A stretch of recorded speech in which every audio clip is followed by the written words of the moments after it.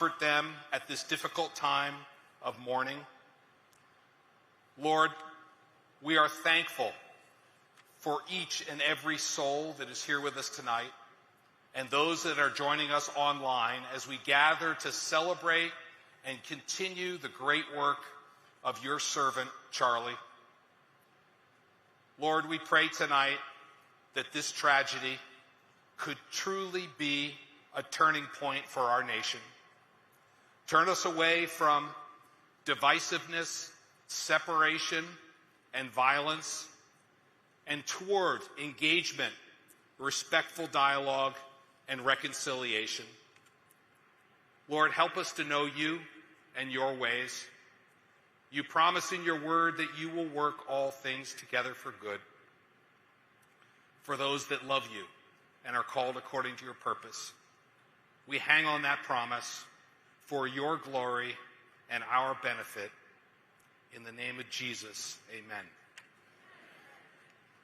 Well, it is great to join you tonight as we continue the mission that Charlie started a little over a decade ago.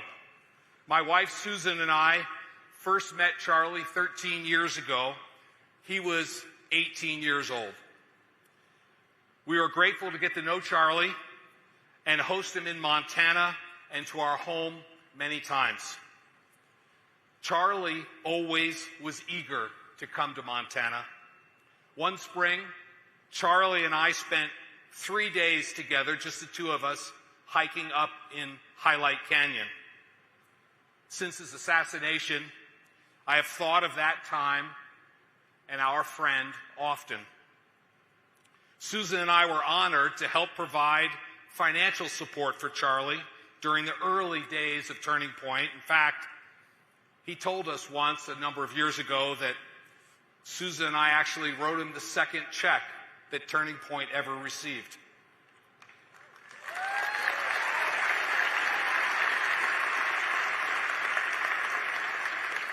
And we've supported Charlie and Turning Point ever since. We loved Charlie and Turning Point's mission of faith, freedom, and love of country. You know this. He was fearless and persuasive.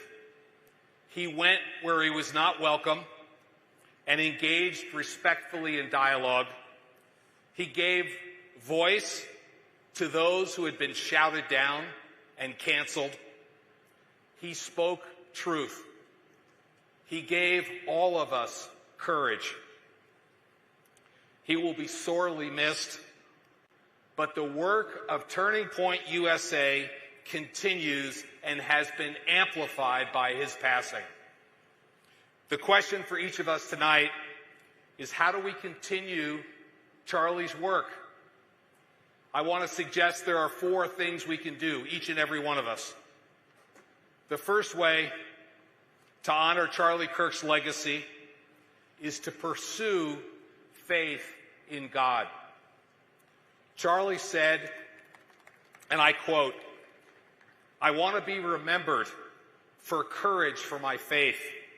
That would be the most important thing. The most important thing is my faith," end quote. Why would he say that? For Christians, our faith is our foundation. It is our rock. For those that know and love Jesus, faith in him provides peace during the storms of life, acceptance in the face of our failures, and unconditional love that can be found nowhere else.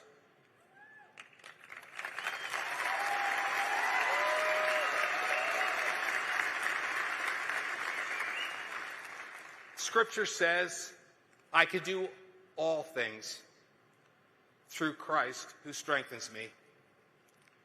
As a young man, I have to say that was a hard lesson for me to learn. I thought I was in charge of my life. Boy, I was wrong. As I worked harder and harder to control the outcomes of my life, I got more and more frustrated. It was only when I accepted Christ that I realized The only things I can control are my attitude and my effort. The rest is in God's hands. Maybe you have felt or are feeling that same frustration that I felt. Jesus will take it away. Who here knows Jesus? Raise your hand. Praise God. Let me just say, if you did not raise your hand right now, one way you can honor Charlie is to seek out someone here in this audience who did raise their hand. Ask them all of your hard questions. Seek the truth. Search the Bible. And then do what Erica Kirk recommended when she first addressed the nation. Find a Bible-believing church and start attending. You'll be glad you did.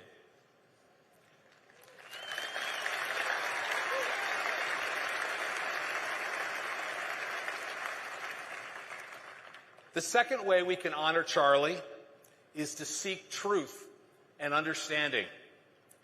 Charlie was not a college graduate. He educated himself, and frankly, better than most college graduates.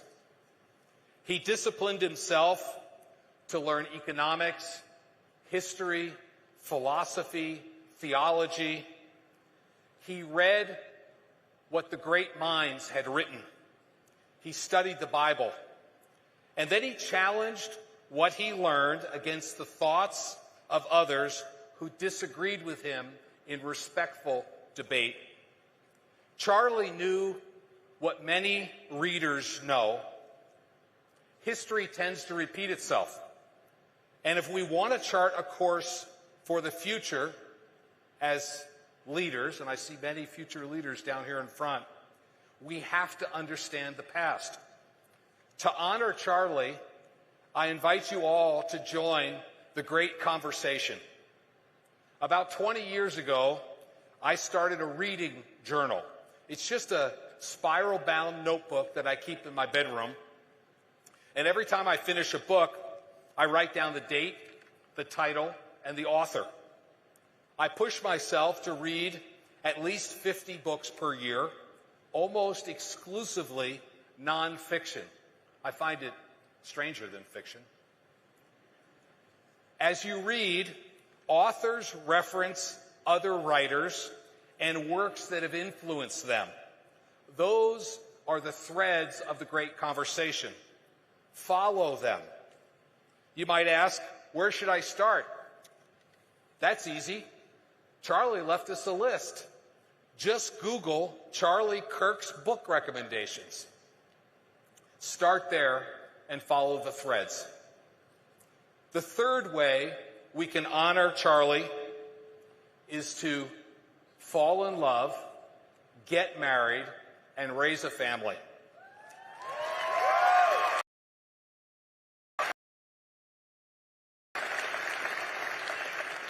Those were Charlie's exact words. If you want purpose in your life, get married and raise a family. Few things in this life can bring more joy and fulfillment, much more than a successful career which will fade away. Charlie loved Erica and his 2 young children. Staying married and raising a family is not easy. In fact, it's really, really hard. But few God-ordained institutions can bring more joy. Susan and I have been married for 37 years.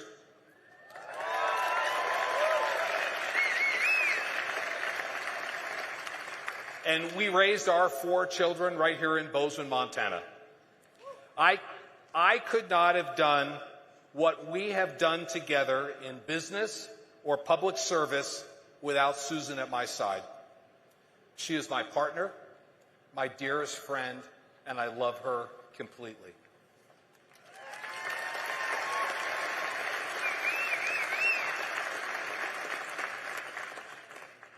We love each one of our children unconditionally. We pray for them every day. Take Charlie's advice and don't miss out on God's gift of marriage and family in your life. The fourth and final way we can honor Charlie is to love our neighbors and engage. When we accept Christ as our Savior and we start to understand God's perspective from the Bible, we learn to see every human being as created in the image of God.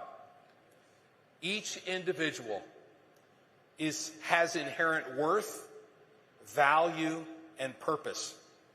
This perspective permeated every interaction that Charlie had. When you see every individual as having intrinsic worth and nobility, you love them. You seek to understand and engage with them. Charlie loved every person he interacted with, even the people that were nasty and not respectful to him. But that's God's plan for each one of us. Dallas Willard called it the divine conspiracy. God's plan for the world is to overcome evil with good. Charlie did that. The Bible says the light shines in the darkness, but the darkness did not overcome it. What is that light? The Bible tells us it's Jesus. Charlie did not know his assassin, but I have no doubt that he loved him. At the memorial, Erica said Charlie went to campuses specifically to engage young men just like the man who killed him. Erica, knowing God's plan and an astounding act of Christian forgiveness, forgave the shooter even after he took her husband and the father of their children. Jesus said, "Love your enemy and pray for those who persecute you." Do what Charlie did. Love your neighbor, even if you disagree with them. Are some of your neighbors hard to love? Pray for them. God will change your heart. We must also engage face to face. We cannot and should not retreat into the dark corners of social media. Seek out people with different views. Engage them in respectful, in-person dialogue. Go get a coffee. Jordan Peterson said, "Go into every conversation expecting to learn something." I think that's good advice. I try and follow it in my own life. One other quick comment about social media. Don't get sucked in. It's very addictive. Charlie disconnected and turned off his cell phone at least one day a week, so it did not get an upper hand in his life. We should all do the same. My friend and fellow Governor Spencer Cox said it very well recently, and I quote, "Log off, turn off, go outside, touch grass, laugh with your friends, hug a family member, serve your neighbors. Remember, what happens online is not reality," end quote. That's another way we can honor Charlie.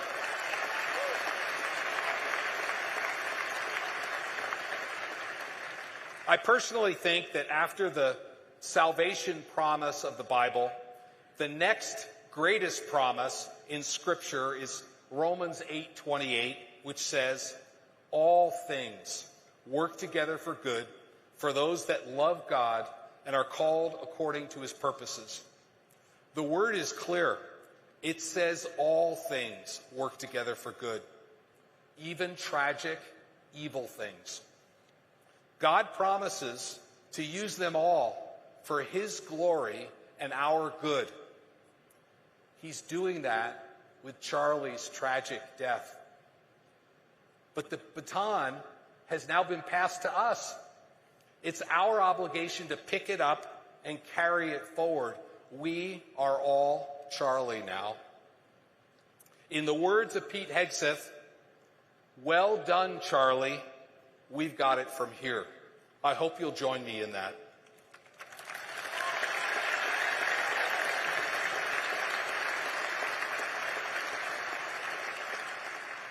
As I conclude, please join me again in prayer. Heavenly Father, thank you for Charlie Kirk and his work here on earth. Please give Erica the strength and wisdom she needs and surround her with people to support and uphold her. We pray for the Turning Point team and the tremendous opportunity in front of them. For each person within my hearing, to honor Charlie's life, I pray that we pursue you with vigor, seek truth and understanding in our lives, have the blessing of our own family, and love our neighbors as ourselves. And Lord, we pray, may your will be done on earth as it is in heaven. In the name of Jesus, amen. Thank you.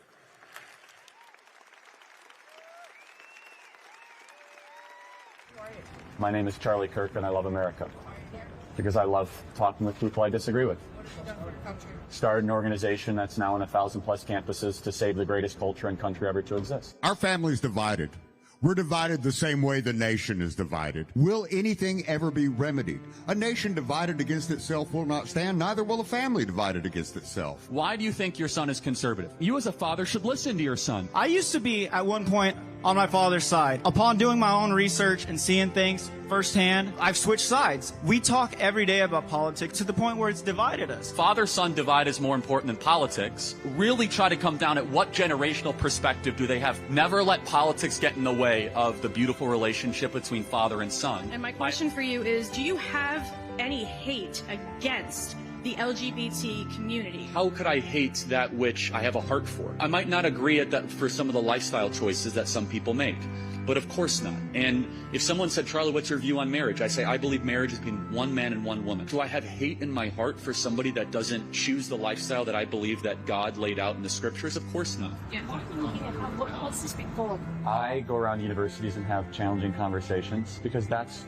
what is so important to our country, is to find our disagreements respectfully, because when people stop talking, that's when violence happens.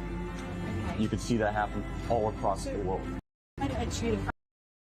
Because I love talking to people I disagree with. When people stop talking, that's when you get violence.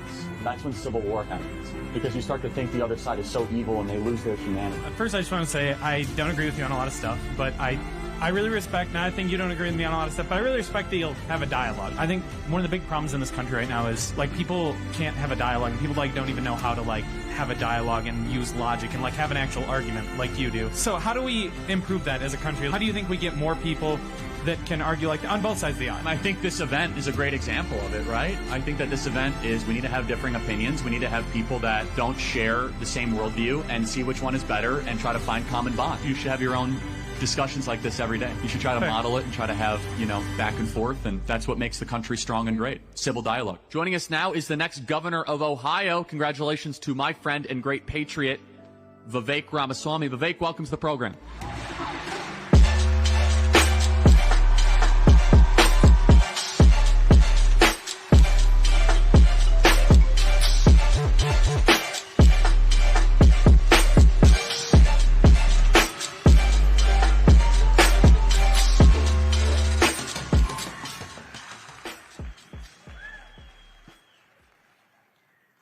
I love Montana. I love you guys. Thank you for the warm welcome. I love this state. It is one of the most beautiful places on planet Earth. I came here, I love this. I came here straight from a hike at Lava Lake. I think we bit off 6 miles, a little faster than we could chew. But we were here actually only a few months ago in June, enjoying the beautiful views of the mountains in Dillon, not far from where we are right now, with our friend Charlie Kirk, actually. He and I were there for an event together, and it is good, though in a much more emotional state, to come back to commemorate him. And I just want to say before we get started to Governor Gianforte, I know you did a great job. Really appreciate your warm welcome. You're lucky to lead this beautiful state, and this beautiful state is lucky to have your leadership as well. So thank you. And give your governor a round of applause. Thank you. Thank you. So we get together today in remembrance of actually two different tragedies. Today is October 7th. 2 years ago today, a group of terrorists abroad killed 1,200 innocent human beings in Israel. And on September 10th here at home, a terrorist in Utah assassinated our friend Charlie Kirk while he was peacefully speaking on a college campus like the one where we are right now. We're on a college campus tonight. We remember exactly that tragedy of Charlie Kirk, and for years, college students with conservative views, like many of you, were taught to shut up, sit down, and keep their views to themselves. But thanks to one man, I give this to one man above everybody else, thanks to one man over the last year, we reached a new dawn in this country. Young conservatives, like many of you, started to feel free to speak in the open again as proud Americans. You showed up at the ballot box last November in unprecedented droves to reelect Donald Trump to his second term as U.S. president.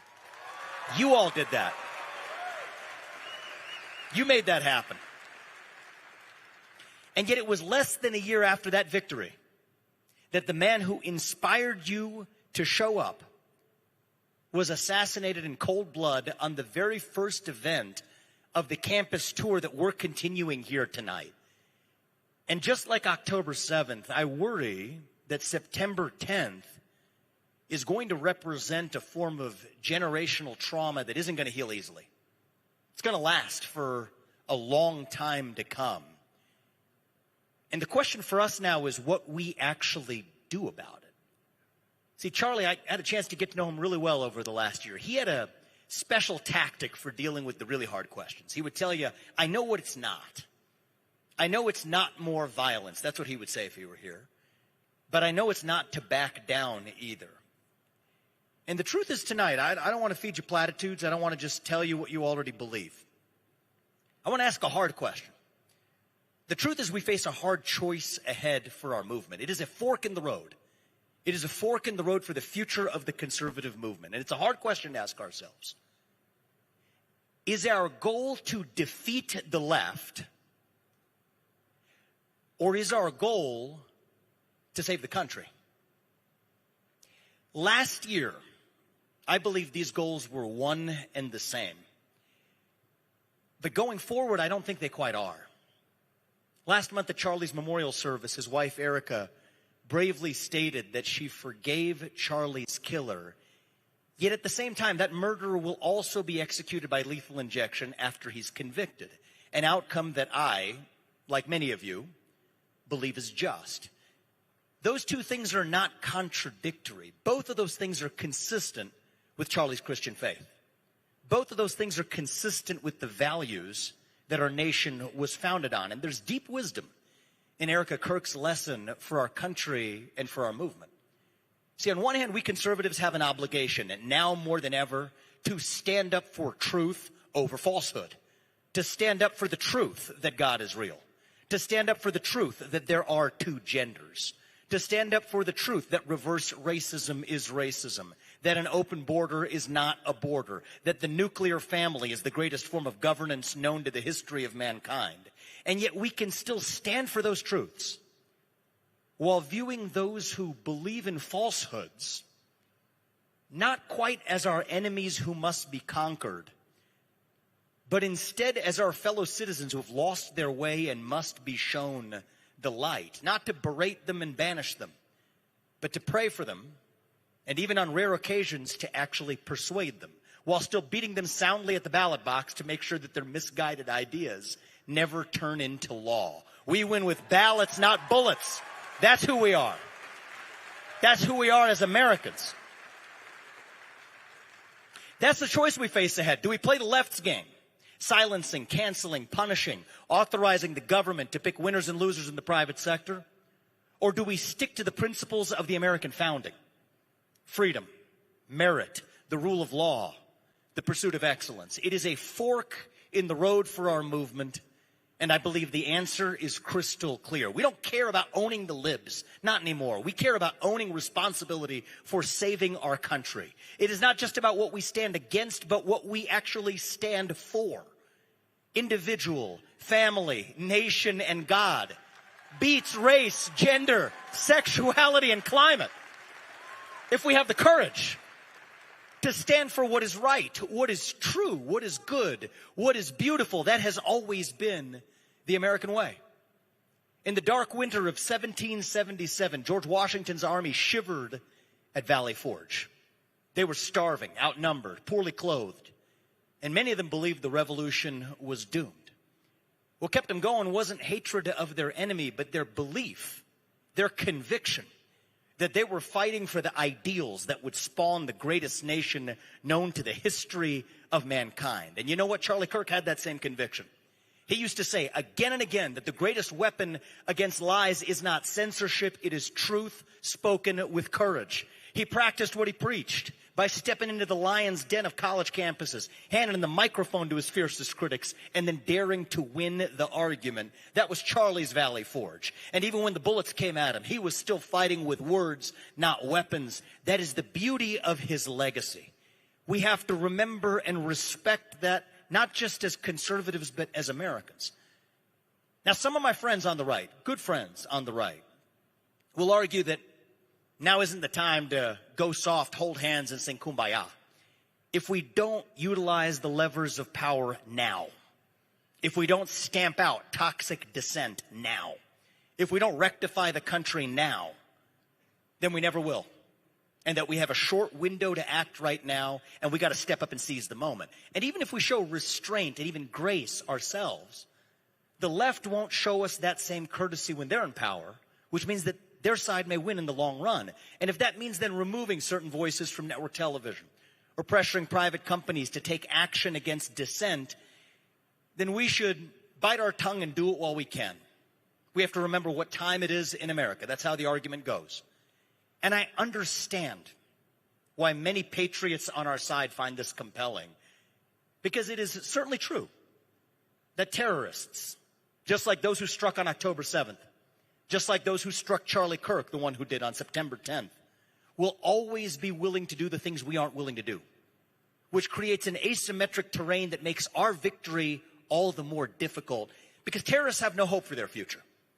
That's why they're hell-bent on destroying ours. What scares them more than anything is somebody with hope, somebody who gives people hope, somebody who lives with joy and purpose and meaning.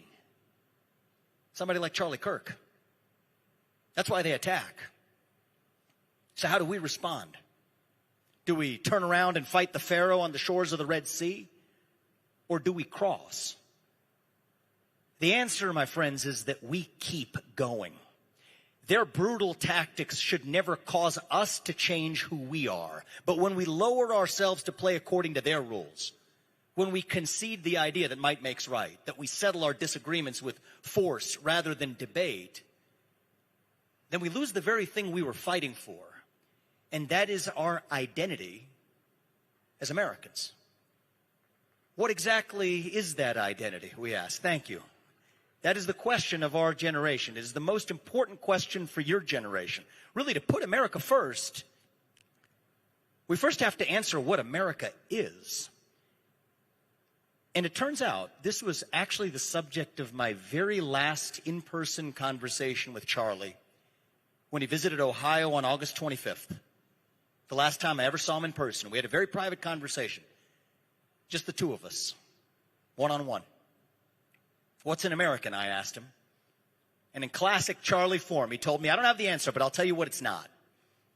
It's not a race. I know that. But it's not just paperwork either. That much I know. I agree with what Charlie said. Our shared American identity isn't about a race, and it isn't about government paperwork. We're a nation defined by a set of ideals that united an extraordinary group of people 250 years ago. If you're the descendant of a particular race or lineage, but you don't actually subscribe to those ideals, then you're not really an American, not in the truest and deepest sense of that word. And if you happen to have physically entered our country and been granted a piece of paper by the government, but you don't actually believe in the ideals of our country, then once again, you're not really an American, not in the deepest sense of that word. But if you do believe in those ideals, wait your turn, enter the country legally, work hard, play by the rules, make your contributions, take your oath of allegiance to the country, assimilate into the country, and become a citizen, then you're every bit as much of an American as anybody else in this country. Thank you. And you see, that is what makes America different from every other nation in human history. As Ronald Reagan once said, you can go to Italy, but you'll never be an Italian. You can move to Germany, but you would never be a German. You can live the rest of your life in China or Japan. You would never be Chinese or Japanese. Yet you can come from any one of those countries to the United States of America, and you can still be an American, so long as you pledge allegiance to the ideals enshrined in our flag. You work hard, make your contributions, play by the rules, pursue the American dream. It is called the American dream for a reason. There's no such thing as a Canadian dream. There's no such thing as a British dream. There's no such thing as a Chinese dream. The American dream is distinctive. It is what makes American exceptionalism possible. Now, the woke vision of our identity rejects that American idealism. On the woke worldview, your identity is based on your race, your gender, your sexuality, or your lineage. If you're one race or gender, you're an oppressor. If you're another, you're a victim. The remedy to past discrimination, on their view, is present discrimination. The remedy to present discrimination is future discrimination.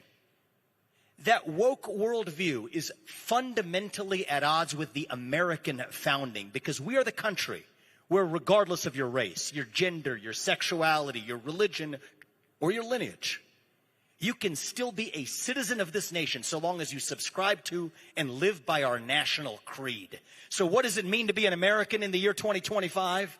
It means we still believe in those ideals of 1776. It means we believe in merit, that the best person gets the job regardless of their genetics, that you are judged not on the color of your skin, but on the content of your character and your contributions. It means we believe in the rule of law. And I say this as the proud son of legal immigrants to the United States. That means your first act of entering this country cannot break the law. It means we believe in free speech and open debate without censorship. Whether you're Nick Fuentes or Alex Jones or Jimmy Kimmel, it means that words are not violence, that violence is violence, and violence is never an acceptable response to words. It's not just about our constitutional principles. Thank you. That's America. That's who we are. It's about our Constitution, but it's about even more than that. It's about a culture that is distinctive to our nation. It means we believe in accountability. It means that we are courageous, that we're brave, even heroic, when called upon to serve our country, that we take bold risks. Sometimes we fail, but we still pick ourselves up and do it again. It means we don't view that hardship as the same thing as victimhood, because hardship from time to time is what teaches us who we really are. It means that we're ambitious to achieve the things that we were taught to believe were impossible, from landing on the moon to landing on Mars. It means that just like our founding fathers, we are deeply curious about the world that we inhabit, and that it is our manifest destiny to lead it, not for our own sake, but for the sake of history and posterity. It means that we believe the legacy of our founding fathers is immortal. It means that we believe the soul of the United States of America is immortal. It means we believe that America's purpose in the world is immortal, and that we have a moral mandate to preserve it. That is who we are as Americans. That was the spirit that Charlie Kirk tried to revive on college campuses like the one where we convene tonight. That's what he fought for.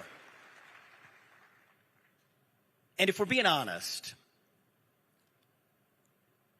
we've lost our conviction in that American dream. And for Gen Z, I can understand why. Right now, it feels like the job market feels like an illusion to young college graduates who face a tough job market with debt on their shoulders. Home ownership feels like an illusion to young workers who feel like they've done their part, but still can't get ahead. Free speech feels like an illusion when you watch the people who share your viewpoints assassinated in cold blood for expressing them. I understand why many of you feel jaded. You elected Republicans, the side that I traveled across this country last year to campaign for, the side that Charlie Kirk traveled this country to campaign for last year to deliver you an economic path back to success, a real path back to the American dream. And I'll be the first to say this. That is up to us to deliver to you. And if we fail now, we've got nobody left to blame but ourselves. I say that as somebody who's running for governor of my own home state of Ohio next year. That is the standard I want you to hold me to. We expect that. That's on us. But in the meantime, don't be cynical about our country, because it's still the last best hope that we have on planet Earth. There is nowhere else in the universe left to escape. The United States of America is still the last best chance in human history of a place where you can pursue your dreams and speak your mind, where you work hard, play by the rules, live a good life, and dream for an even better life for your kids, where you get ahead with your own hard work, your own commitment, your own ingenuity, and your own dedication. Are we imperfect as a nation? Sure we are, because we're a nation of human beings and not gods. But I would rather live in a country that has ideals and falls short of them than to live in a country with no ideals at all. So it is time for us to now roll up our sleeves and revive a new American dream in this country. A new American dream where we celebrate success over victimhood. A new American dream where we bring down the cost of housing by building more homes. A new American dream where the best person gets the job regardless of their skin color. A new American dream where if you work hard, you can afford to live a good life for yourself and for your family. A new American dream where every kid in this country gets the world-class education that is their birthright as an American. A new American dream where you can speak your mind in the open without somebody putting a bullet in your neck. A new American dream where you can walk in the downtown of your city without looking over your shoulder for fear of being assaulted. A new American dream where you can disagree with your friends and still get together with them at the dinner table. A new American dream where we are no longer a house divided, but a nation united. A nation whose true strength is not our diversity, but that which unites us across that diversity.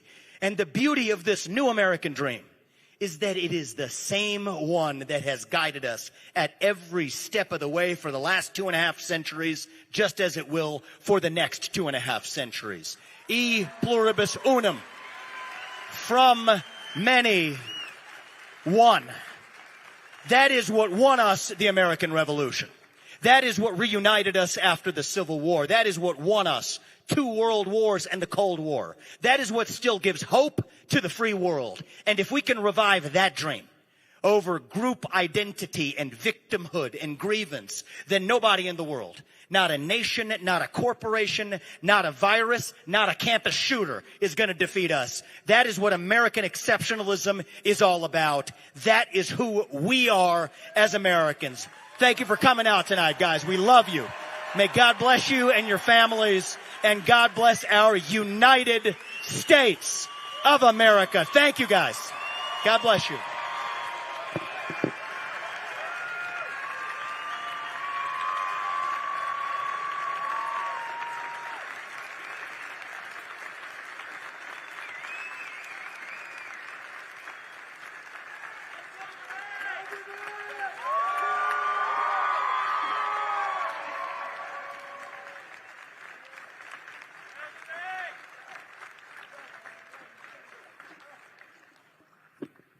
So I think we have some microphones. Get this party started, all right? Let's line up, and we're ready to rock and roll tonight. Come on up. And while we're doing that, can we give our friends in law enforcement a round of applause for keeping this place safe tonight? Thank you. And give another round of applause to the staff at Turning Point who are keeping Charlie's mission rolling every day. These people are heroes. They're behind the curtain. You don't see them. But thank you. Thank you for making it happen, and we'll line up and keep the evening going. Tell me your name, ma'am. Jillian. Jillian? Good to meet you. My question is as follows. I believe that abortion is the killing of an innocent child, but is it feasible to legislate on this issue fairly without causing unnecessary harm? For example, in 2012, Dr. Halapavanara died after being denied an abortion after a prolonged miscarriage from septicemia. How do we ensure that doctors aren't prohibited from performing necessary care when women's lives are in danger, and they aren't when they aren't in immediate danger, but they soon will be if action isn't taken? This relates both to anencephaly, sorry. Take your time. Yeah. And hypermesis gravidarum, many other potentially deadly conditions. Yes, the fetus's life matters, but don't we have a duty to let medical professionals operate in the best interests of the mothers as well during these situations? How can we facilitate doctors being consulted in the crafting of bills that are incredibly medically complex? So I want to thank you for your question. I will start with where we have firm agreement, that unborn life is life. We all agree on that. And I think that even those who think they don't agree, when they think about it, at least agree on that premise. Now, thanks to advances in modern medicine, it is exceedingly rare. Like when I say exceedingly, not somewhat rare, exceedingly rare where there is a trade-off between the life of the mother and the fetus. There is a million other reasons why many abortions are performed each year. The idea that that ranks anywhere near a top or even prevalent reason isn't the case, thankfully, to the miracles of modern medicine, which you point out in the year 2025. That isn't really where the frontier of most abortions being committed are about. When we're pro-life, do we mean it womb to tomb? That's what I say. Absolutely. Every life, born and unborn, matters. And that's what we got to stand for. So do we want medical professionals to push the frontier of making sure that the life of the mother is fully respected in every instance of her getting medical care? Of course. And it's deeply personal to me, actually. Well, I'm a father of 2 sons, but my wife, one of the reasons she's not here is she's pregnant in the 2nd trimester with our first daughter, who we hope to welcome early next year. Thank you. So like your dad, I'll be a girl dad. But I would say that while that's a worthy discussion to have in a tiny sliver of cases, and we want to continue to advance the frontiers of modern medicine, I don't want to let that distract us from where the real abortion debate rests, which is elective abortion, which is a totally separate question from those rare, ultra-rare instances where you're talking about the life of the mother at risk, where we're on the same page, that is a top priority because all life is life that deserves respect. Thank you. I appreciate your question. Thank you. Hello. How you doing, man? Doing pretty good. I'd like to say thank you for being here because, we're in an era of political violence on campuses, and, it's bold to be here. Well, it takes 2 to say thanks to that, man, so thank you. Thank you for being here. What's your name? Ashton. Ashton. Yeah. So my question is in relation to Israel.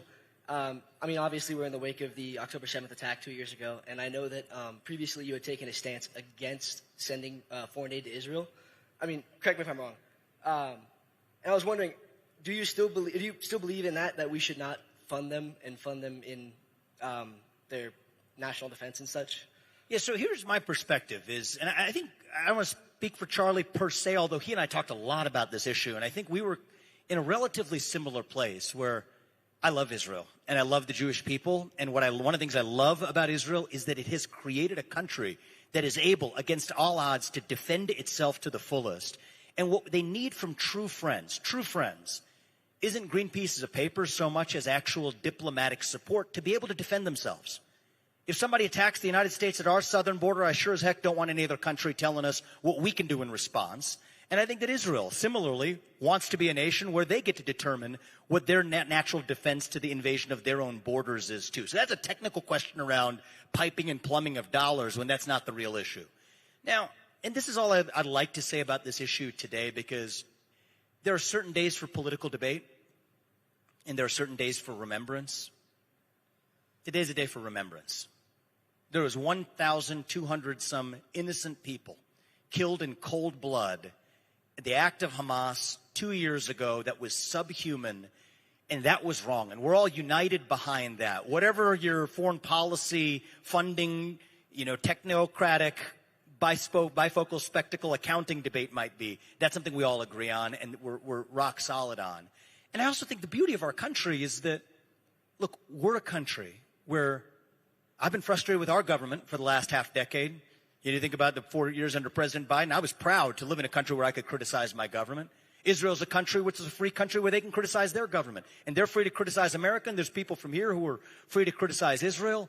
That's great, but at the end of the day, if we acknowledge that on this issue, if we can all just chill a little bit and acknowledge that what happened on October 7th was wrong, that nations ought to be able to determine how they actually defend themselves, and true allies support one another's right to do so, I think we found 80, 90% common ground on an issue that's often, like the last one, on the issue of abortion, made out to be far more complicated than it needs to, and that's where I am on the question. So thank you, my man, all right? Can I mention one more thing? Why not? I mean, you mentioned allies and such. Would you say that Israel is an ally of us and that we are an ally of them? Like, I would say yes. Even after the USS Liberty attacks and the Levant affair? So look, I like challenging questions. You know me, it sounds like, from where we're at. And I believe, I said it before, I'll say it again. I believe it is the right of a U.S. citizen to be able to criticize the United States and to ask critical questions of any other country, just like it's the right of a citizen of another free country to ask tough questions of the United States.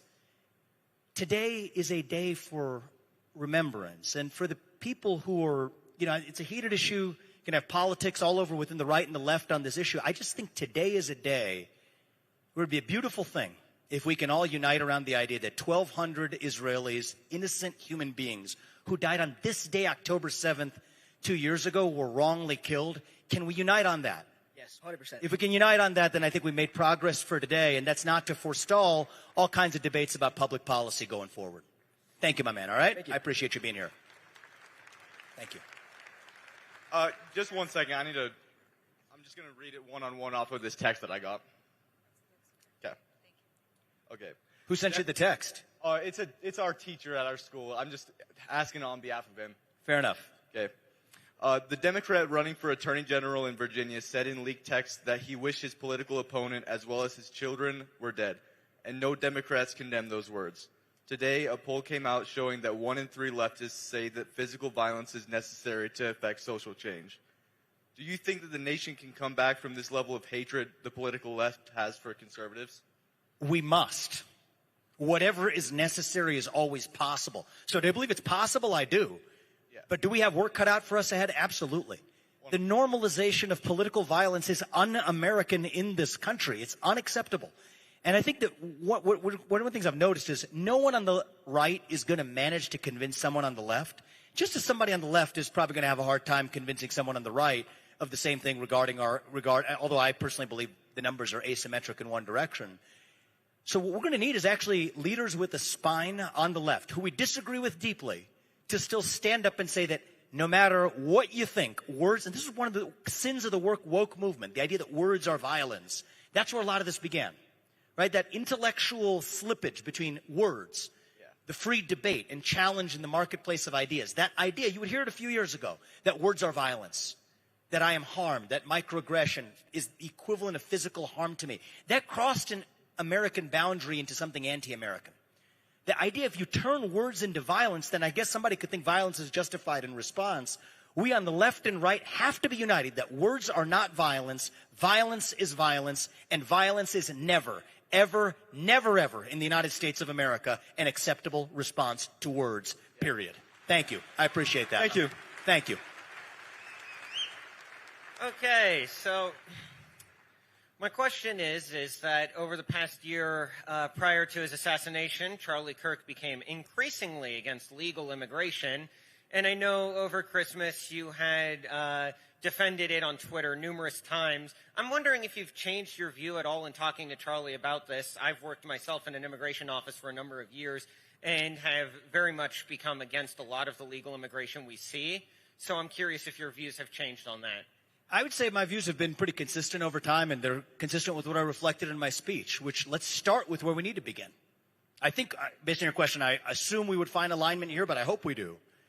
We have double-digit numbers of millions of people who entered the country illegally. And my view is if you entered the country illegally, it is perfectly just for you to be returned to your country of origin. We haven't done that. So I agree. let's do that first. Focus on that first. But and that would constitute something where we have still 10 plus million numbers to go before we get to that question. Now, the separate question is, what should the legal immigration policy of the United States look like? Is the legal immigration policy of the United States right now serving the best interests of our country? No. I think the answer to that question is no. I agree with you. So what I favor and have long favored, and we got to have the courage to actually just stop bucking to, the last person who complained in your ear, to actually speak truth, is we need a legal immigration system that accomplishes one thing. Does it serve the interests of the United States citizens who are already here? That should be the sole purpose. Now the question is, we may disagree on exactly how we do it, but at least we're aligned on the goal. The goal of U.S. immigration policy is to serve the Americans who already reside here. Then we have a question of what a merit-based system looks like. Now, the White House took some steps recently to say that, people should have to pay more to be able to actually hire someone from another country. I think that's actually a reasonable approach. If somebody's asked to put their money where their mouth is, that's a reasonable approach for framing the question of how we think about legal immigration to the United States. But I think that is a tough question. We're going to have to roll up our sleeves and actually ask the question, what best advances the interests of the citizens who are already here? And a precondition for even having that debate is actually to have ended the illegal immigration crisis in this country that we can't just sweep under the rug to punt for this other complicated question ahead of us. That's where I land on the question. So thank you for your input. Thank you. Appreciate it, man. Hi, nice to meet you. My name's Luke. I got a question. Here we go. So in my opinion, the mental health crisis in America is the biggest threat to the future of society, and the numbers speak for themselves. As in the past 20 years, the reported depression and anxiety rates have gone from 8% to 20%, and this exponential growth, almost as high as Nancy Pelosi's investment returns. But anyways, it feels like the scale of this mental health issue is overlooked and frankly being abused, whether that is through social media ecospheres and algorithms within school systems or promotion of radical left agendas such as transgenderism. So how will people realize this massive issue that affects all of us right now, and what should we do about it? Look, it's an epidemic in our country. Depression, anxiety, fentanyl, suicide, all spreading like wildfire. And it's not an accident that happened over the same period that we see the rise of psychological and political poisons. Wokeism, transgenderism, climatism, COVIDism. These are symptoms, in my view, of a deeper void of purpose and meaning in our country, particularly amongst young people. I'm not young compared to you guys, but in my generation, millennials, we see it. In your generation, Gen Z, we see it. You have to fill that void with the real thing. So here's what I don't think is going to work. I don't think just symptomatic whack-a-mole is going to work. I think we have to fill that void, that black hole, with the real thing, with a vision of American national identity that runs so deep that it dilutes the poison to irrelevance, with the self-confidence that comes from having two parents in the home, in a stable nuclear family that gives a kid the foundation to believe they can jump higher when they do so from a stable foundation. The revival of faith in our country, mediated not through the government, but through our culture. Something that Charlie Kirk, I know, was very focused on as well. Filling that vacuum in the heart of every person. It was actually a French scientist who once said that, it's Pascal, Blaise Pascal, who said if you have a void the hole the size of God in your heart and God doesn't fill it, something else will instead. So the way I look at it is faith, family, patriotism, start with just pick two. Okay, it can't be zero. That's where we're beginning. Now, where can public leaders, such as in government, make a difference? I think our schools are a good opportunity to start. Early detection in schools is a big opportunity. Use an education system that revives the self-confidence of our young people. Bring back physical education at a young age. Bring back the presidential fitness test. PE as early as kindergarten. Physical health and mental health are two sides of the same coin. Serve healthier food in the cafeterias. Revive civic education even in high school. I personally think we do that with some standards. I think every high school senior who graduates from a high school in this country should have to pass the same civics test that, frankly, every immigrant has to pass before that immigrant becomes a voting citizen. You got to know something about your country. To be proud of your country, to be proud of yourself. But I want to give you credit for putting your finger on the pulse of something that knows no partisan boundary. It's not about black or white or left, right, Democrat, Republican, urban, rural.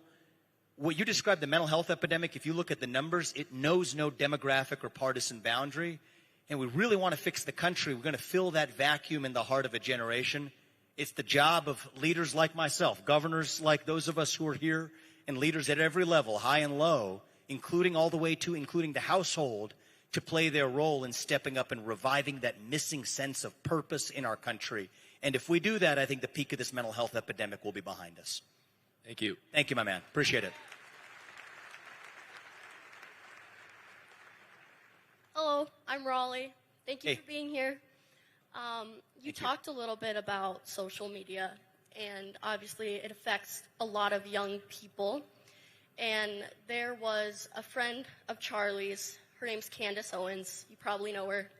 She's made a lot of videos, and a lot of people have watched these videos. And I was just wondering what your opinion was on some of the claims she's brought forward. So I'll share with you something that's been true of my experience of social media over the last year. One of the things that's hard about being in politics is on one hand, you got to use it, right? I've got millions of followers. It's a great way to at least tell people what you think, but to do it while consuming less of what it sends me back. So I would say over the last year, since I left the presidential race, one of my learnings is, you think about even the last question about mental health, you got to practice what you preach and set a model. I use it to send the messages I need to send, and I try to consume as little of it as I can back in a response. That's put me in a better place in my own life. One of the things I've also learned is that there is such a gap between what, and I learned this from running for president, such a gap between what exists in the algorithmic and often even artificially astroturfed created response-based echo chamber in the social media world versus what exists in 3 dimensions, even in rooms like the one where we are tonight. So one of the things I'm aiming to do is if somebody has a question for me and I want to have real dialogue in the real world, I'm going to come here and do it this way. It's a lot better this way. And so if somebody wants to ask me any question you want, anything's going to be fair game. But I think that getting into the rabbit hole of the minutia of an online world that feels increasingly, I'm happy to say, in my life foreign to me, that's the way I'd actually like to keep it. So if somebody else has a question about what you said, I'll address it. But about addressing what's come up on the online echo chambers outside my scope of focus right now. Thank you. Thank you. Appreciate it. My name is Adam. I'm still in high school. I'm trying to finish high school up this year. But I'm wondering where can I start off where I could carry Charlie's legacy in Kalispell? Say that again. I just want to hear the question. I'm trying to carry Charlie's legacy in Kalispell, but I'm wondering where I could start and what are your tips for me? Sure. The first tip is, and Charlie embodied this better than probably anybody I know, when you are the only person in a room, say it's in your high school, say it's in a club you're a part of, say later it's an organization you join, when you're the only person in a room who believes what you do, you have an obligation to your country to stand up and say it. Say it with a spine. Say it with conviction. Say it with respect. And I think that that's one of the things, if you think about carrying on Charlie Kirk's legacy, I did so many of these events in college campuses across the country with him last year. We went to the University of Pittsburgh, we went to Georgia State, we went to University of North Carolina, others. And one of the things he would always say, and I enjoyed this, right? We're a good pair in this sense, is when somebody would come up to the mic, and even if it happens tonight, we'll say the same thing. It could be somebody, it's a predominantly conservative room, if I'm reading it correctly, but somebody from the left comes up, we don't sneer at them. We let them ask their question, and then we're going to address it directly head on. But we may say that the other side doesn't extend us that courtesy and response, and that's probably right. But we don't hold ourselves to their standards. We hold ourselves to our own standards. And if you want to carry on my friend's legacy, our friend's legacy, that's what you do. Hold yourself to your standards regardless of what the other side does. That's my best advice to you. Thank you, young man, all right? Good luck with high school. Good afternoon, sir. My name is Peyton. Good afternoon, sir. My name is Peyton Watanowitz. And Afternoon, man. It's like, yeah, I'm from Ohio. I'm 2 hours ahead. It's like nighttime for me.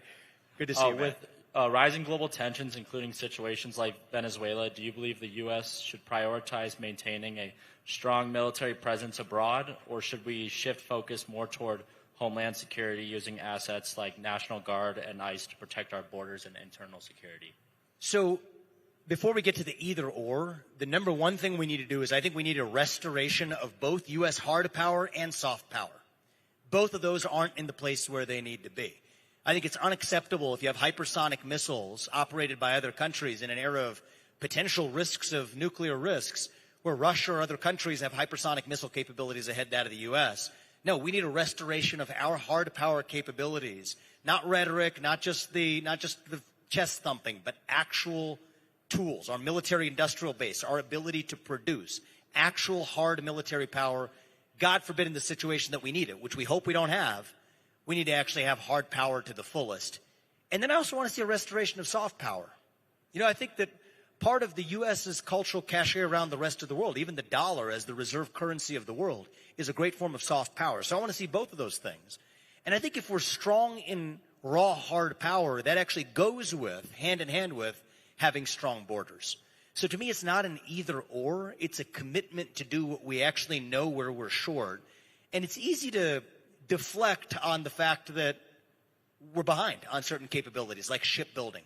Like we're going to hit a nadir in the number of our ships in the South Pacific precisely around the time where, you know, Taiwan might be vulnerable to Chinese incursion. This is not a moment to change the subject from the main show. You can change the main show to a lot of peripheral questions around U.S. military power. I'd say keep the main thing. Restore hard power, restore soft power, and then use it to do what actually best protects American interests rather than ancillary interests.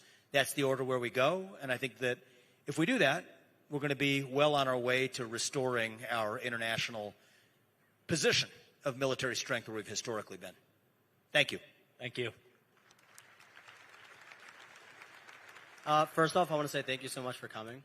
Thank you, man. In 2024, 2.2 million adults in the U.S. attempted suicide. Each year, the amount of attempts exponentially grows. Around 70% of these attempts are male.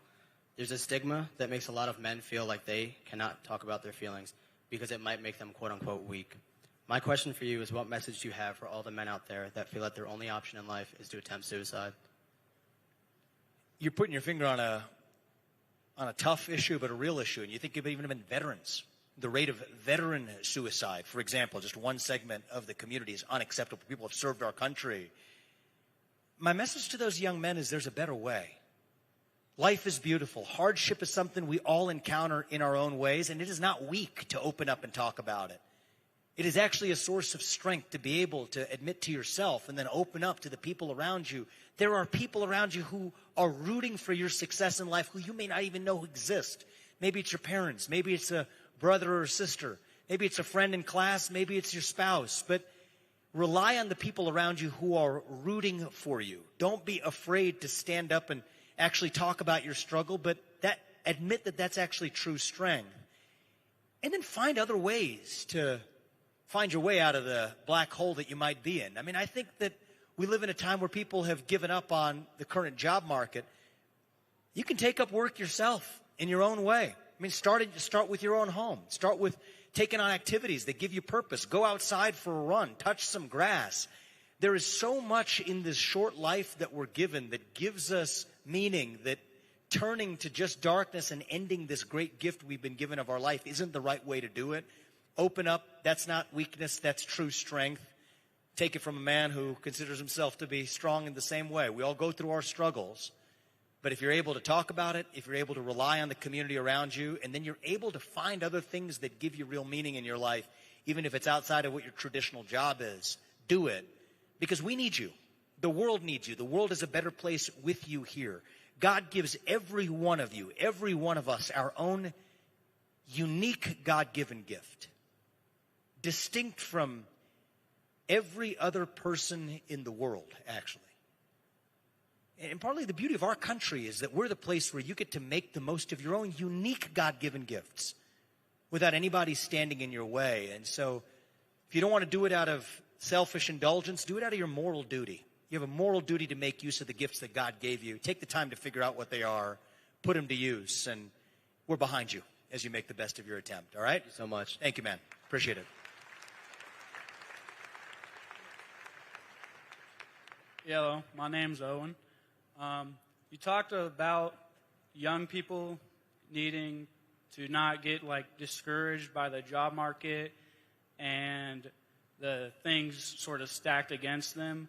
What are some things that maybe you could do or people in power that you could advocate for that could help young people in this tough time for them? So there's so much we can do. I'll give you a few things that are really tangible in the here and now. Number one is the cost of housing feels way too expensive for young people because it is too expensive for many of those young people. How do you fix that housing price crisis in our country? Build more homes to bring down the cost of actual housing. The people stopping you from doing it are actually a lot of bureaucrats that exist, not even at just the federal level, but the state and local level, who have land use restrictions that say, well, I don't want those smaller homes built around where I am.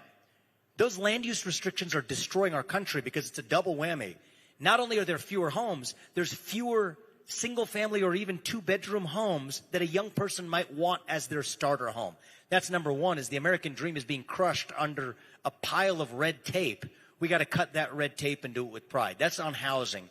Number two, I'll go to the other end of the spectrum for the long run, is we have an obligation as leaders to fix the educational achievement crisis in our country, and it is a crisis.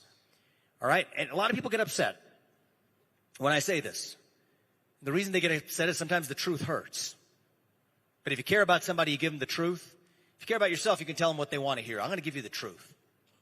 Right now, 75% of 8th graders in our country are not proficient in math at their age level. 70% of them aren't even proficient in English. You could debate how you cut the statistics, but even amongst some of the top regions in China, the average student is 4 full years ahead of the average student in the United States. That doesn't work for us. It's an uncomfortable message to hear. It's uncomfortable not because it's false, but because it's true. But we're not going to sit here and just watch that happen and throw our hands in the air. We're going to turn that ship around. We got to turn that ship around by having the courage to bring standards back to our public schools, both through school choice that gives every parent what I believe is their right to send their kid to the best possible school they can, but to combine that with also, and we'll give you a round of applause for school choice, we'll take that. We know that works, but to go further and bring actual standards back to our public schools as well. I'll give you one example, one tangible example. You asked me for specific, I'll give you a specific. You said you're running for the governor. Yep. I first found out about you from when you were running for president, and I really enjoyed watching the debate. Thank you. But I feel like it's really easy to talk about what we need to do. Yep. But we need to talk about more like what people are going to do. Yeah. So let me give you one example of what we're going to do in Ohio. I'll make this pledge for reforming education in Ohio. If you cannot read by the end of 3rd grade in Ohio when I'm governor, you're not going to 4th grade until you actually can. Okay? Standards. That's not compassion, passing a kid along. Passing a kid along like a widget on an assembly line is cruelty, because here's one thing you take away about education, it's this. That's the age where you need to make the transition from learning to read to reading to learn. If you never make that transition, your chance of achieving success in life falls like a rock off a cliff. If you do make that transition, your chance of achieving success goes through the roof. So we know how to get this done. In fact, Mississippi, which was 49th out of 50 states in the country, is now in the top 10 in 4th grade literacy because they adopted the 3rd grade reading guarantee similar to what I'm describing. So this can be done. We put man on the moon, we can get this much done, and we owe it to your generation and the next one to do it. My skin in the game is, as I said, I'm raising two young boys, God willing, early next year, a young daughter. We owe it to our kids and their generation. That's our duty to you, and when we say we're going to do that in Ohio and set a model for the country. Thank you, my man. Thank you. Appreciate it. Thank you. I have a personal question. That's allowed. So based on what the press says about your beliefs, you call yourself a Hindu, but you also call yourself Christian. I don't call myself Christian. I call myself a Hindu. Okay. So based on what the Turning Point's values are, which is Christianity, I'm a little confused on why you believe in I don't know. Wouldn't it be logical to conclude that a monotheistic organization would be more. I don't know. I guess I just don't understand why. I guess a polytheistic ideology would support some sort of, I guess, monotheistic perspective, which Christianity is. So I guess I'm wondering why you have Christian values in that way. Sure. Happy to address that. What's your name, sir? Liam Birmingham. Liam. So tell me about what you know about Hinduism. Hinduism is a polytheistic religion that. So with due respect, I'll just cut in right there because there's one thing I have a little bit of authority on. I'm actually a monotheist. I believe there's one true God. It's from the Vedanta tradition of Advaita philosophy, not stuff that we need to spend a ton of time here on. But since you asked about it, I wanted to address it. I believe there's one true God. Now let me just ask you, because I know that may be a hard thing to process. What's your faith? I'm a Christian. I'm a follower of Jesus. Great. Do you believe in the Holy Trinity, the Father, the Son, and the Holy Spirit? I think a lot of people here do. So good. And that doesn't make you a polytheist, does it?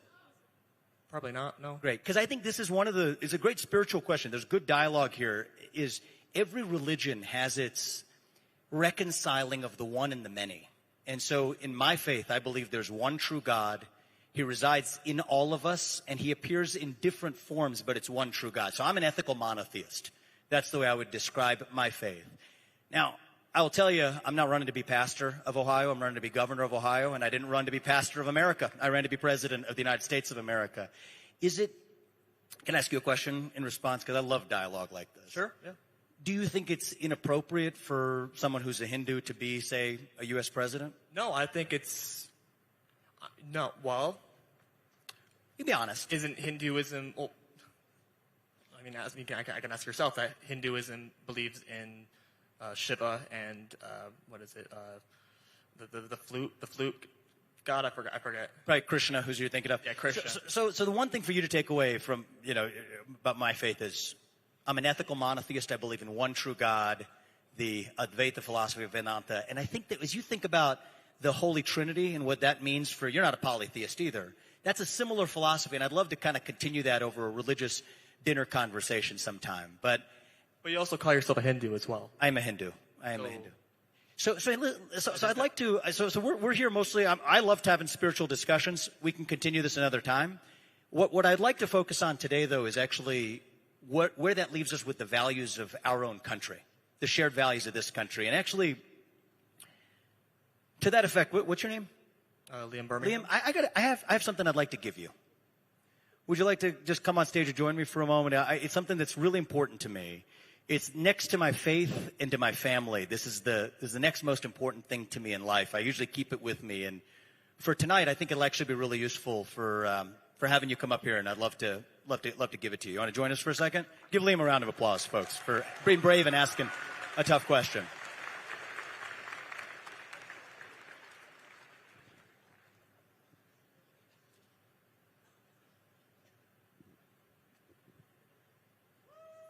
Thank you. Thank you, Liam. So what I'm about to give you is something that's actually near and dear to my heart. When I think about our journey of leadership in this country, what matters more than the differences in our faith is our shared value set. And next to my faith and my family, this is the next most important thing to me. This is the Constitution of the United States of America. I'm going to give you my copy from today, and there's 7 articles in it. I'll ask you to just open it up real quick to Article 6, if you will, for a second. And I think it's actually, we talk about the Constitution a lot in our country, and I love that. One of the things I love about it is it actually makes sense to read the Constitution from time to time. It's a good thing to actually read. So we'll go to Article 6. There's 7 articles in it. And why don't you just read the part 3 to the audience? We'll make this our constitutional reading for the day. The senators and representatives before mentioned and the members of the several states legislators and all executives, and judicial officers, both in the United States and several states, shall be bound by oath or affirmation to support this Constitution, but no religious test shall ever be required as qualification to any office or public trust under the United States. But isn't Charlie Kirk's organization founded on Christian values as well? And isn't the United States of America also, based on what Protestantism is, based on how those values are? Wouldn't that contradict what your beliefs are? So it actually turns out that my belief system, the core values, though the theology is different, the core value set is the same. We believe there's one true God. Don't kill, don't lie, don't cheat, don't steal, don't commit adultery. You familiar with the Ten Commandments? Yeah, so am I. And I think that one of the things that's the beauty of this country is that we're the country where, regardless of what your faith or your lineage is, if you subscribe to the ideals of our country, that's what makes us and brings us together as Americans. And Charlie and I ended up having a lot of discussions about faith. And one of the things I loved about him is, in his Christian faith, his intellectual curiosity and interest in other people of monotheistic faith and being able to find similar values. That's what our friendship was based on. And to the extent that you're interested in continuing to learn about other faiths beyond your own and how that brings us together as a country, I'm happy to continue the dialogue with you, man, all right? Read that Constitution. Thank you. Appreciate it. Thank you.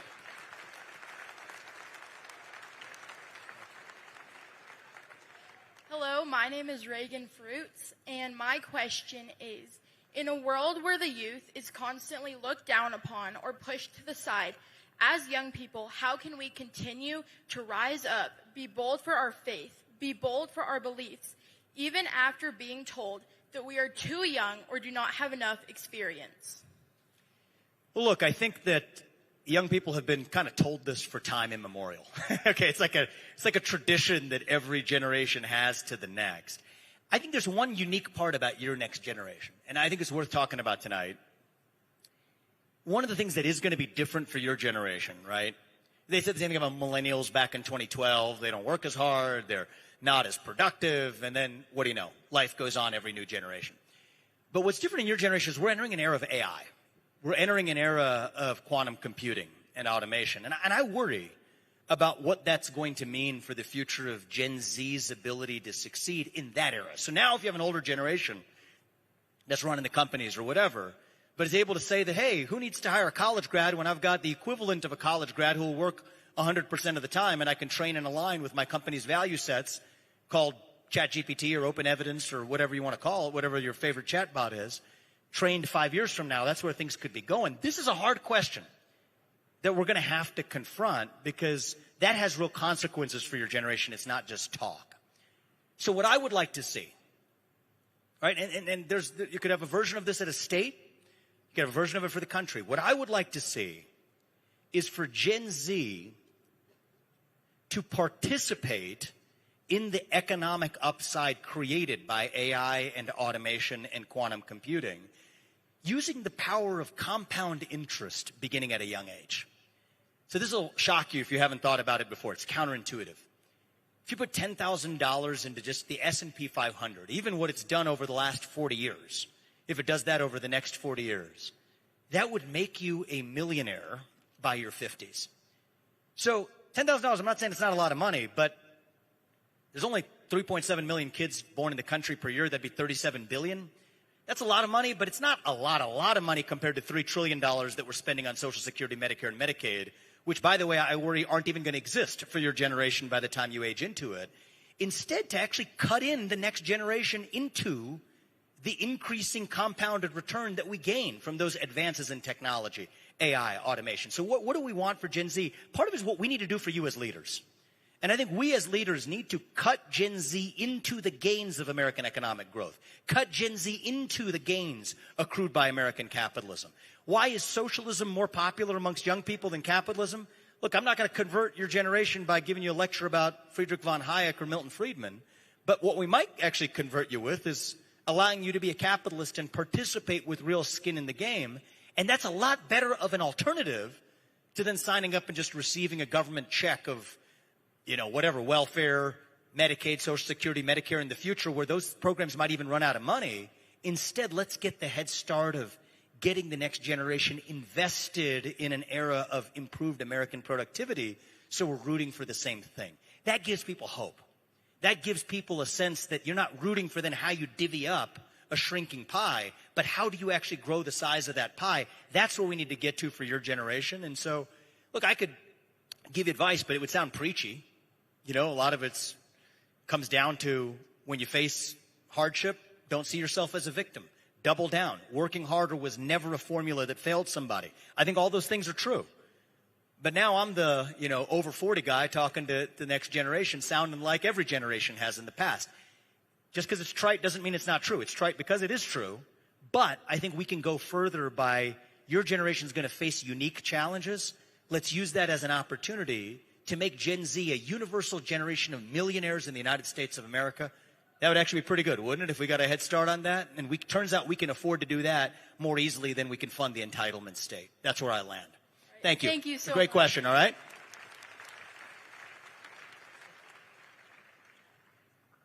Hi there. Hi. What's your name? Whisper. Whisper. That's a good name. Thank you. I like that. My question is, I had a different question, but because you got out the Constitution, I want to ask you, do you believe due process applies to all people, illegal and legal? Well, so due process of law is afforded to, I think, anybody who is in this country. That's what I believe. I'm actually going through the constitutional all the way to the 14th Amendment Incorporation. Due process applies to all persons in the country, yes. So then do you support the administration's action supporting people without due process? Well, I think that is asserting a conclusion.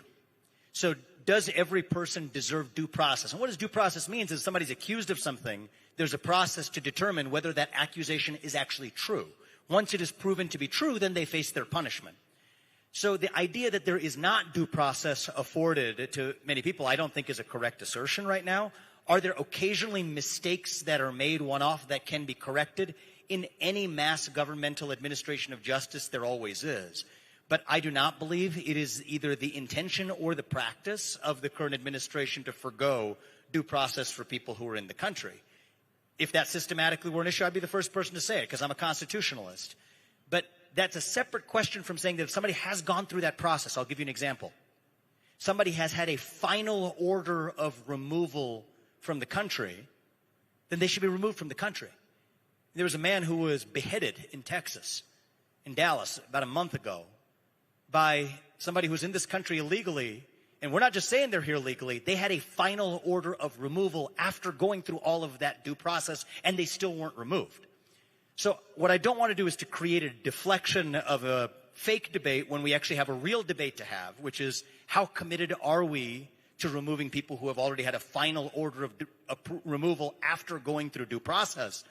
That's really where the political debate is. And I come down on the side is if you've gone through that process and had a final order of removal, you should be removed. But I personally, and I speak for myself, I'm speaking for Vivek Ramaswamy here, and my understanding of the U.S. Constitution that I intend to swear an oath to, if I'm elected governor, I believe due process applies to every person who's in this country. Thank you for your question. Thank you. Thank you. Hi, my name's Conrad Smith. I'm the new secretary at a new TPUSA chapter in Carroll College. Congrats, man. It's good. And I'd like to ask you a very controversial question. What is your opinion on pineapple on pizza? Depends on what else is on there, man. Throw on some onions and mushrooms, I'm good with it. Oh. Yeah. I think we disagree there, but Yeah, the audience did not like that. I will tell you that. That was not my most popular response tonight. And I also have another question from you for a gentleman who was behind me. His name is Brian. It's a bit long, so. Many of us, myself included, have been reflecting on the nature of comfort and support in the wake of Charlie's passing. Charlie often spoke of the importance of his Christian faith, and I believe the life of Jesus was a profound example of empathy, stepping into another's pain to truly understand it. For those who critique wokeness by rejecting empathy as a concept, how do you reconcile that political stance with the kind of deep shared grief that you and Charlie's family are now experiencing? Has this tragedy revealed a new appreciation for the moral necessity of feeling with one another? Have you shifted at all, and do you now see it as a necessary and unifying force rather than a potential sickness? Someone else's words, not mine. That's fair, and I hope that whoever else that was would have felt comfortable to come up to the microphone and ask the question themselves. Because I know that whether you're on the left or right, we want you to be able to converse freely without having to hide yourself. So I want to say that for the remainder of the people in that long line as well. If I ever gave the impression that as a human being who is anti-woke, and I'll define what is anti-woke, that I'm somehow anti-empathy or compassion, then that means I haven't done a good enough job of explaining what my view actually is. See, I believe part of the problem with wokeness is it substitutes empathy for a fake version of it that actually creates a culture of condescension, that reduces you to your genetics, right? So let's define this word woke. There's the premise of your question. I'm anti-woke. What does that mean?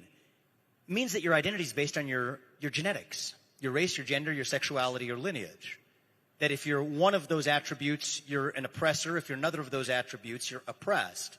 And it causes us to see one another as nothing more than the sum of our inherited characteristics. I reject that.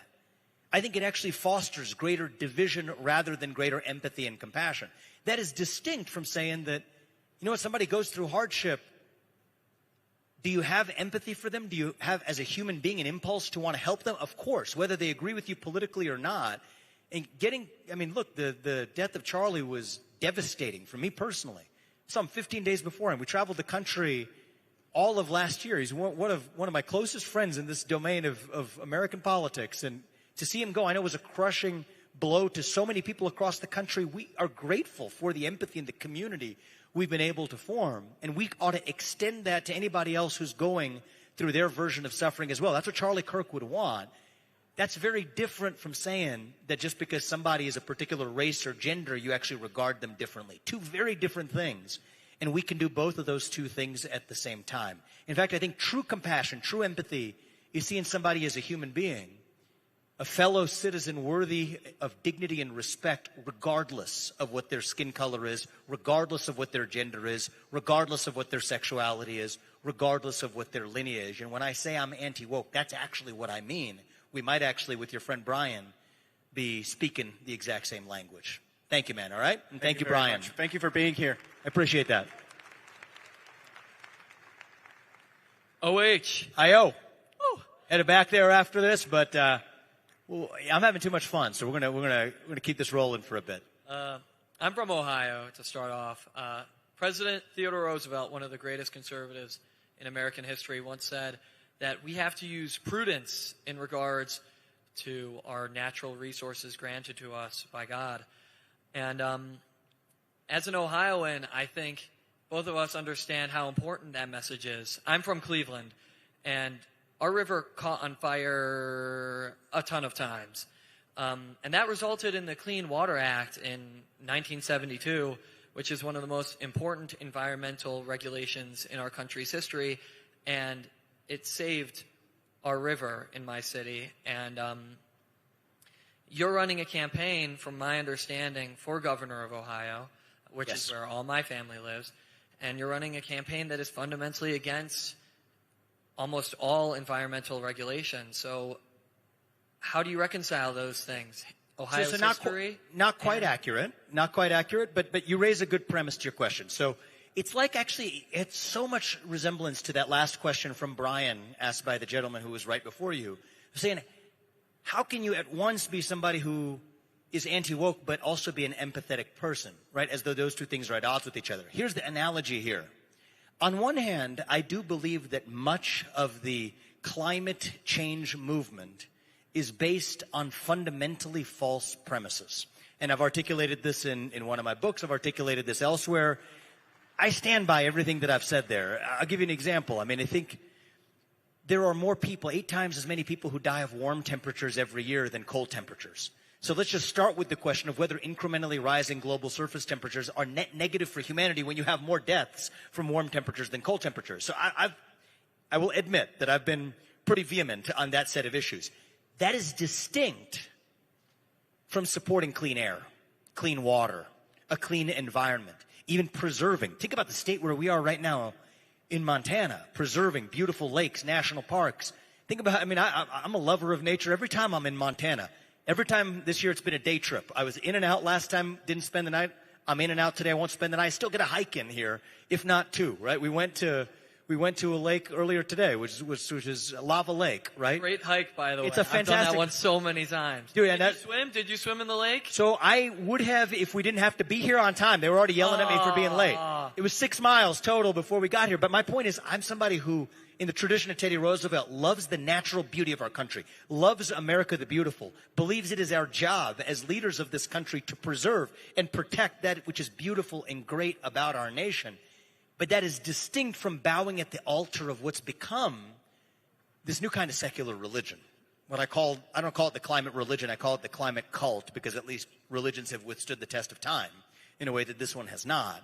Those are two distinct positions. And so just like the last question, I can believe both those things at the same time. For clean air, for clean water, for our national parks, for the preservation of American beauty, while also recognizing that actually in some ways the climate movement has been hostile to those environmental goals because it's usurped everything in service of this one set of quasi-religious, quasi-cultish beliefs. That's what I believe. So do you commit to protecting nature, water, our environment, Lake Erie, as governor of Ohio? Yes, and I'll give you one specific commitment. There's a program called H2 Ohio that looks after cleanliness of Lake Erie specifically. And I'll commit to you, I'm fully behind H2 Ohio, and I want to actually preserve the beauty of our lake to the north. We have a beautiful northern coast, and some of you from Montana can return the favor and visit us sometime as well. Yes, go to All Lake right? Erie. Yeah, thank you, man. It's beautiful. Thank you, all right? Appreciate it. We'll take maybe just 4 or 5 more questions, then we'll wrap it up, all right? Okay. I think a big problem with the radical left and at the core of a lot of the culture issues we have today is truly a spiritual problem, one where we've lost many core facets for spiritual life, some of which include discernment, critical inquiry, and contemplative study. And in my opinion, people have therefore supplanted the self in place of God. They've lost a core of their belief system, and in the center of it, again, they've put themselves. I think this is such a deep wounding. And it's my thesis that having a God at the center doesn't necessarily make you a conservative, but we know that a strong theology breeds a good political life. And so I'm wondering, as an average person in our everyday lives, how you think we can help heal such a challenging wound. And do you see political leadership as an extension of spiritual leadership? I actually see both of them going hand in glove together in reviving a great country. I don't think you're going to save the country exclusively through politics.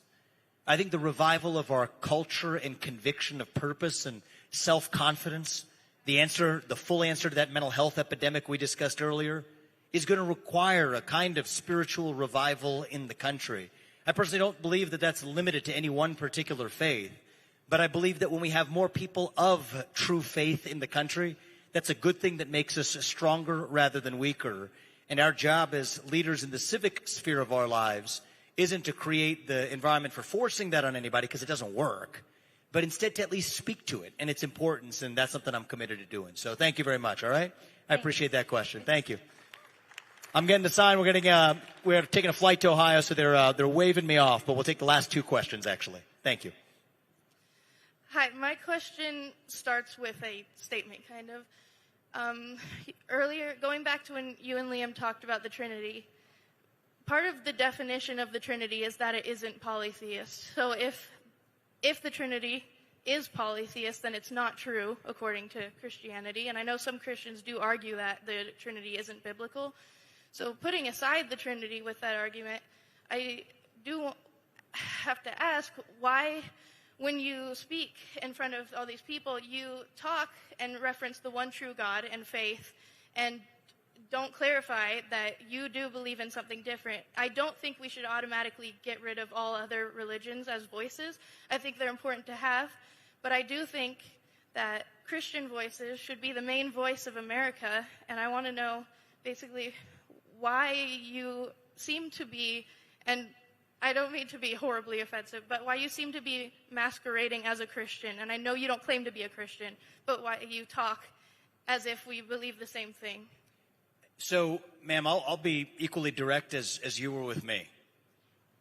I don't have to justify my faith to you just like you don't have to justify your faith to me. But I believe we believe in the same values that made this country great.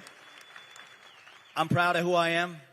I stand for that. That's what our founding fathers came here for. You think about the founding of this country was based on the idea that nobody has to bow down to some other authority, whether it was the Anglican Church, whether it was a particular belief system. People traveled halfway around the world for freedom of conscience, freedom of religion. They put it in the First Amendment, not like in the 7th or 8th or 9th Amendment, in the First Amendment for a reason. That's who we are.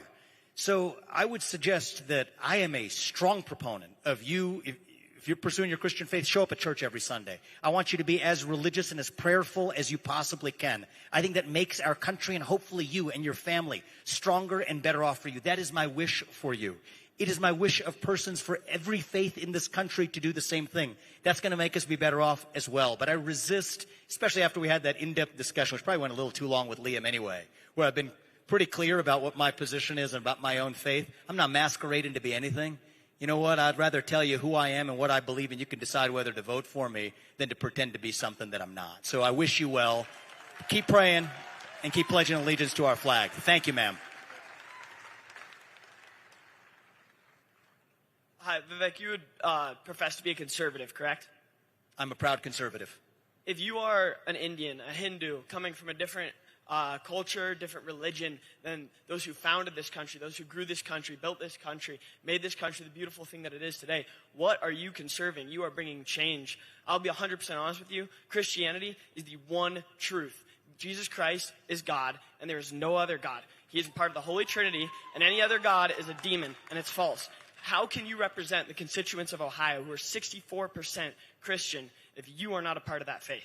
Like I said, I'm not here to justify my faith to you any more than you are to me. But what I do share is the value set this country was founded on. And I think that it's really important that we not reinvent the founding of this country and what it was actually all about. The founding fathers, they had an opportunity to write a religious code just like most other nations in human history. All right, founded either on a monarch or a particular faith or a particular lineage. That's where most nations in human history are founded. Not America. We are the only country in the human history where there is a set of civic ideals that brought together a divided polyglot group of people 250 years ago, where freedom of conscience was a core belief set of our founding fathers, all the way to Thomas Jefferson. You know who he is? You know what document he signed? The Declaration of Independence. Yeah, and what was his belief system? He was a deist. He was a deist. Our third president, the man who signed this nation into existence, was a deist. Do you know who Benjamin Franklin is? Yes. Do you know what his belief system was? He was Quaker, yes. He was also a deist, similar to Thomas Jefferson. So what I think that we often do is we talk about U.S. history. I have a better suggestion. Let's actually consider reading U.S. history. Consider studying U.S. history. Learn the founding of our country, and that's what made our founders, I believe, the most extraordinary people known to the history of man. We would do well to actually respect their legacy rather than to reinvent some sort of imitative version of every other nation in human history. That's not us. I'm sorry, that's what makes America great, and that's why I am proud to be an American. This is the country that I will die fighting for if I have to, because it stands for those ideals, and that's why we're here. Right, so keep praying and pledge allegiance to the flag, my friend. Thank you. Of course, Christ is king, but my response to that would be the same way that my church would let a practicing Hindu, a practicing Muslim, a practicing Jew come in and enter and worship with us on a Sunday morning. That person would not be allowed membership. And I'm not saying don't give other religions citizenship. I'm just saying you can have freedom of religion in an extremely religious environment. And that is what our founding fathers intended. If you look at the structure of our government, it is a replication, a mirror of the structure of Reformed churches in America in that time. Absolutely. I think our nation was founded on Judeo-Christian principles. The question is, what are those values? They're the values enshrined in the Ten Commandments. Do we share those values in common? You're darn right we do. And I think that people of most faiths across this country share those values in common. What we're failing to do is actually standing for those values in the government as it actually runs. And so, what I suggest is study U.S. history, study what made the country great. And if you think Thomas Jefferson or Benjamin Franklin were not eligible to be founders or leaders of the country because they were deists, then you and I respectfully have a difference of opinion. And yet the beauty of our country is we're still able to have that difference of opinion and still call ourselves fellow citizens. Thank you, my friend, all right? Thank you very much, Vivek. Have a great rest of your day. God bless you. Christ is King. Thank you, my man, all right? Keep praying. Thank you. Last question. We'll give you the final word, ma'am. Oh, no, that was our last one. That was well. I'll close on this, guys. I want to just say this was a great evening with you guys. I love this because this is what our country was made for: open dialogue, debate, discussion. Disagree with your friend. If I ask you to do one thing when you leave here over the next week, is find somebody who actually disagrees with you, get dinner with them, and then find where you're actually able to persuade one another of what's actually true about the future of our country. That's the Ohio I grew up in. That's the America that I grew up in, and I believe that is the America that we still can create together. That's what Charlie Kirk worked to create with the Turning Point chapters that he has spawned across this country. We have an opportunity and I think an obligation to carry on that legacy. Last year was a year where we rightly said, fight, fight, fight. I think this is the year where we begin to say, unite, unite, unite. We don't have to be divided. We are stronger as a country when we share the ideals that birthed this nation in the first place. All right? Thank you, Montana State. We love you guys. God bless you and your families. And may God bless our United States of America. Thank you.